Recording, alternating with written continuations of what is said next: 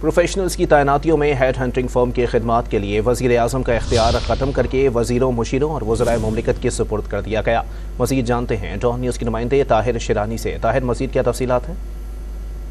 دیکھیں، ذرائع کے مطابق وزارتوں اور ڈویژنز کو پروفیشنلز کی تلاش کے لیے ہیڈ ہنٹنگ فرم کی خدمات حاصل کرنے کا اختیار ہوگا۔ متعلقہ وزیر، مشیر یا وزیر مملکت کی منظوری سے فرم کی خدمات لی جا سکے گی۔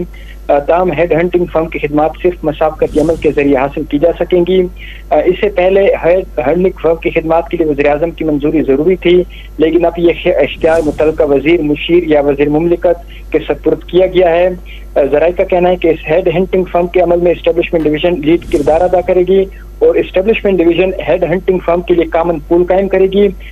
کامن پول پیپر رولز ریگولیشن کے تحت قائم کیا جائے گا، کیونکہ وفاقی حکومت نے مختلف وزارتوں اور ڈویژنز میں ماہرین اور پروفیشنلز تعینات کرنے کا پلان بنایا ہے، اس لیے وفاقی حکومت کی جانب سے یہ فیصلہ کیا گیا ہے کہ مختلف پروفیشنلز اور جو ماہرین ہیں وہ تعینات کیے جائیں گے، اور جو اہم اختیار تھا وزیر اعظم کا اس سے قبل، وہ اب ہیڈ ہنٹنگ فرم کے لیے وہ اب وزیروں، مشیروں اور وزرائے مملکت کے سپرد کیا گیا ہے۔ جی، بہت شکریہ طاہر شیرانی اپڈیٹ کرنے کے لیے۔